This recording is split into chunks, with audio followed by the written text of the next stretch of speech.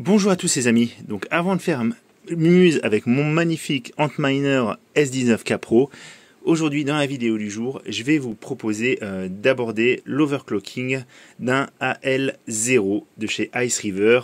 Donc on va overclocker l'AL0 à l'aide bien sûr d'une alimentation adaptée. Je vais l'ensacher dans ce boîtier qui permet de mieux optimiser l'air et on va lui rajouter des ventilateurs. Bon, je viens de finir d'enlever les deux petites plaques métalliques qu'il y a aux deux extrémités, côté alimentation et côté câble réseau. Donc au niveau de l'agencement intérieur, ça a l'air quand même relativement similaire à ce que j'avais sur mon KS0 Pro et KS0 Ultra. Donc maintenant, il ne me reste plus qu'à enchasser ça dans ce magnifique boîtier que m'a imprimé mon ami Le Coin du Mineur. Alors Le Coin du Mineur, il a une boutique, je vous le rappelle. Pour l'instant, il n'a pas encore listé ce châssis. Mais si vous voulez, il va peut-être le faire, hein. S'il y a de la demande en tout cas, il va le faire. Et aux extrémités, je mettrai des ventilateurs. Voilà. Donc bien sûr, le flux d'air, je veux qu'il arrive côté alimentation pour ressortir côté câble réseau. Parce que le but, c'est vraiment d'arriver à optimiser pour refroidir au mieux ces MOSFET qu'on voit là-bas. Parce que c'est ça qui va chauffer quand on va faire l'overclocking, tout simplement. Donc maintenant, il n'y a plus qu'à... Alors, on y est au niveau de l'installation. Donc, j'ai enchâssé le premier. Donc, il y a un sens, bien sûr. Il y a un sens pour le rentrer. Vous voyez ce que ça donne. Et vous voyez que tout est bien visible. Donc, maintenant, on va enchâsser la deuxième partie. Je vous montre à quoi ça ressemble.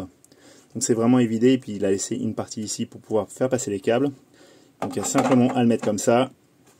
Alors, je vais avoir besoin de mes deux mains. Voilà. Et on va pousser un peu.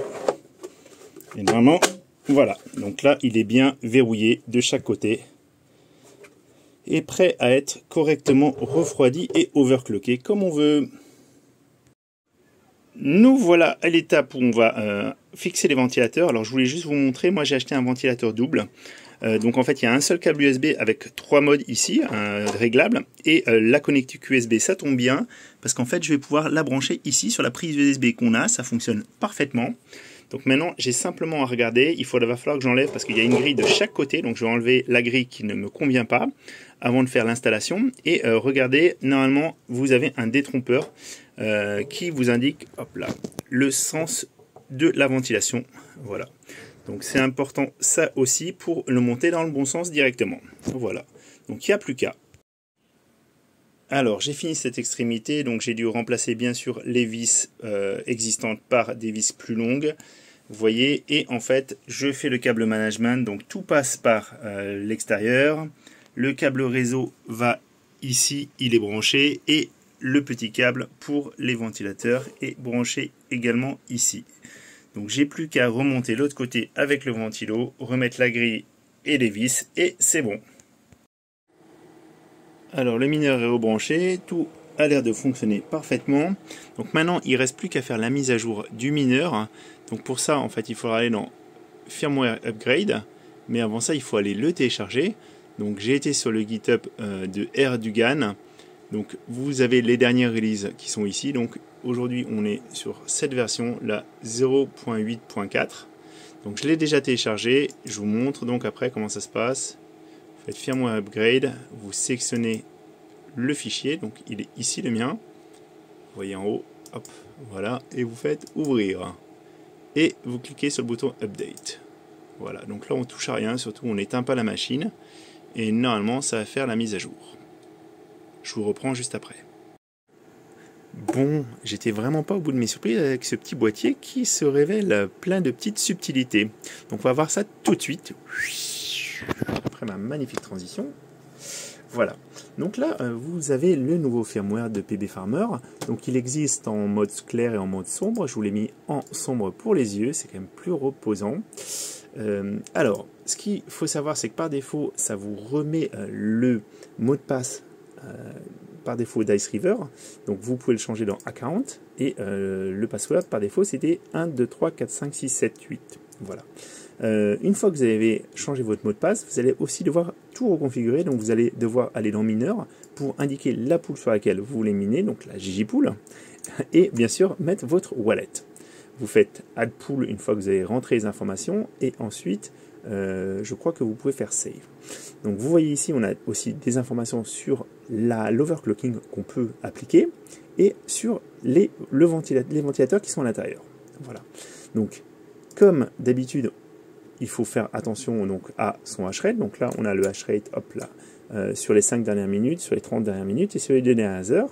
Et vous voyez, en fait, j'ai eu pas mal de surprises parce qu'en fait, le hash rate a tendance à quand même beaucoup fluctuer sur cette machine. La bonne surprise, par contre, c'est que la board température, ce qu'on surveillait vraiment beaucoup avec les KS0 et KS0 Pro, sur ce modèle-là, c'est vraiment pas trop un problème.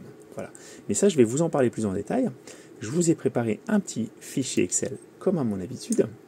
Et en fait, j'ai vraiment fait pas mal de tests. Et j'ai été assez surpris. Donc, c'est ce que j'ai mis, mes surprises lors du test. Alors, je vais vous montrer un petit peu ce que j'ai écrit. Donc, ce que je vous disais, c'est contrairement au KS0 et KS0 Pro, la board température n'est pas un problème. Il n'y a pas besoin d'améliorer le refroidissement, sauf overclocking de l'extrême. Donc, ce qu'a fait Jean-Jean là, c'est pas vraiment utile. Voilà. Comme le KS0 Ultra aussi, quand il fait trop frais, le hash rate a tendance à baisser.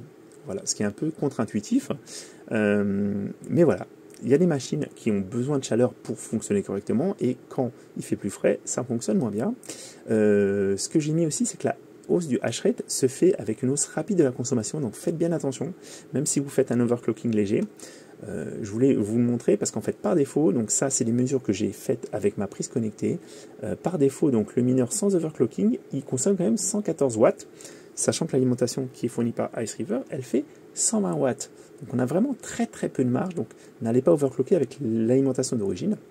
Moi j'ai fait vraiment pas mal de tests, j'ai fait des tests en fait pour le cas où vous avez une alimentation de 180 watts et dans le cas où vous avez une alimentation de 230 watts, parce que c'est ce que vous allez trouver sur le marché. Voilà. Et faites bien attention parce qu'en fait, je me suis rendu compte aussi que ces blocs d'alimentation chauffaient beaucoup quand j'ai mis ces valeurs-là pour avoir une consommation de 150 watts environ. Le bloc était vraiment brûlant au toucher. Donc là, je l'ai mis devant le ventilo qui souffle dessus. Ça permet vraiment de beaucoup mieux refroidir. Mais faites attention.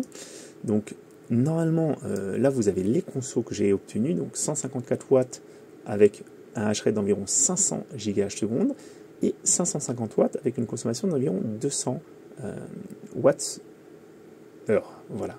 Donc il faut voir que bien sûr quand vous augmentez, quand vous overclockez, à partir d'un moment, en fait vous perdez en efficience. Hein. C'est pour ça que vous avez l'efficience qui descend de presque 8% et ensuite ça descend beaucoup plus fort. Mais par contre vous avez effectivement un gain de hash rate. Donc on arrive quand même à avoir un hash rate. Alors là, voilà, il faudrait le mettre en pourcentage, mais là, vous avez un gain de hash rate de 25% et de 37,5%. Donc c'est vraiment pas négligeable. Je vous ai mis aussi les règles par rapport à la puissance de l'alimentation. Donc normalement, on devrait être à 144 watts pour laisser une marge de 20%. Là, on arrive à 154 watts. Donc moi, je pense que c'est quand même encore jouable, parce que 154 watts sur 180 watts, il y a quand même encore une marge d'environ 15%. C'est moins que les 20%, mais c'est beaucoup plus que ce que Ice River laisse sur sa configuration par défaut. Voilà. De toute façon, il y a toujours un risque. Hein. Je ne vous l'ai pas dit, mais quand vous allez sélectionner le nouveau firmware, quand vous allez l'installer, quand vous allez l'utiliser, à chaque fois, il vous demande d'accepter ce risque. Vous allez au-delà des spécificités de base, donc ça peut avoir une incidence sur votre machine. Voilà. Alors, je l'ai mis aussi parce que ça m'a vraiment embêté beaucoup. Il est très difficile d'avoir des données fiables sur la durée. Il y a beaucoup de variations de hash rate tout au long de mes tests et ça m'a vraiment gêné. C'est pareil, regardez, tout à l'heure, j'ai été tout à l'heure sur le hash rate en 5 minutes, j'étais à plus de 581, j'étais à 581, donc on a quand même pas mal de variations. Donc il faut vraiment laisser vos settings pendant facilement 2 heures avant de pouvoir les interpréter. Voilà. Donc on peut voir aussi que la board température n'a pas de problématique particulière, on reste dans les 80 degrés. C'est ce que j'ai mis aussi, c'est une bonne nouvelle. Par rapport aux machines qu'on avait avant, on n'est pas obligé de les ouvrir et justement de les mettre dans un caisson comme j'ai fait là. Est-ce que je devrais overclock? Donc ça c'est à vous de voir, moi je ne peux pas vraiment répondre totalement à cette question. Mais déjà la bonne nouvelle c'est que à condition que vous ayez une alimentation adéquate, oui. Pour moi, c'est vraiment quelque chose qui fait du sens, parce qu'il n'y a pas de modification à faire physique. pour au moins atteindre le premier niveau d'overclock. C'est-à-dire que vous n'êtes pas obligé d'ouvrir votre machine, vous téléchargez le firmware, vous mettez bien sûr vos petits ventilateurs internes, ceux qu'on trouve ici, vous les mettez quand même, vous les laissez pas à 20% ou ça, vous les mettez à 80% par exemple, et normalement vous devriez avoir votre bord de température qui reste quand même dans une zone assez neutre, donc elle reste dans les 80 degrés, 90 degrés. Moi j'essaye de ne pas dépasser les 100 degrés et là j'ai aucun problème à ne pas les dépasser. Alors, la garantie se fait sur l'ouverture des côtés. Donc, ce que j'ai fait moi quand j'ai enlevé les petites trappes sur le côté, ça fait sauter la garantie. Donc, si vous overclockez de façon simple, normalement, vous ne la faites pas sauter. Mais moi, j'ai pris cette décision et de toute façon, je sais que mon mineur risque de finir plutôt en tant que bloc porte qu'autre chose. Voilà. Alors, est-ce que c'est la peine d'investir dans une alimentation alternative? Moi, je pense que oui. Surtout que Ice River a l'air de rester sur ce type de format d'ASICS, au moins pour son entrée de gamme, et donc en fait ces alimentations pourraient resservir. Moi là, c'est des alimentations que j'ai pu utiliser sur mon KS0 Pro, mon KS0 Ultra, et je peux les réutiliser sur cette nouvelle ASIC.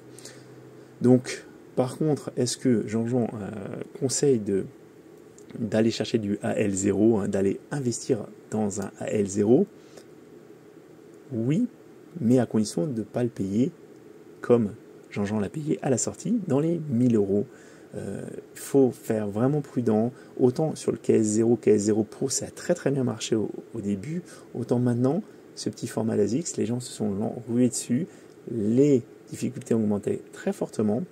Et on voit bien, souvent, c'est un message qui revient régulièrement sur le Discord de toute façon. Vous gagnerez beaucoup plus à acheter directement vos alphes. Mais après, c'est toujours pareil, c'est pas la même chose que de miner ou d'accumuler. Récemment aussi, j'ai vu un post aujourd'hui qui m'a fait un petit peu qui m'a fait un petit peu rigoler par rapport à ça. C'est qu'en fait, vous êtes beaucoup à m'avoir parlé de mon petit mineur de Bitcoin qui était miné à perte. Et j'ai vu ce post très très très récemment. Ça doit être aujourd'hui. Alors, je suis peut-être pas sur le bon endroit. Alors, attendez, je vais essayer quand même de vous le trouver. Mais il y a des gens qui disaient voilà à quoi ça sert. Et regardez, mon petit Avalon Nano 3 est aujourd'hui profitable parce que le Bitcoin s'est envolé. Donc, tous les Bitcoins que j'ai minés, en tout cas tous les pouillèmes du Bitcoin, ils en font partie. Voilà. Donc c'était Jean-Jean, j'espère que vous avez appris des choses, c'est le but de la chaîne, de partager aussi mes connaissances, donc j'avais mis pas mal de temps avant de vous sortir et d'aller jusqu'au bout de ce petit mineur.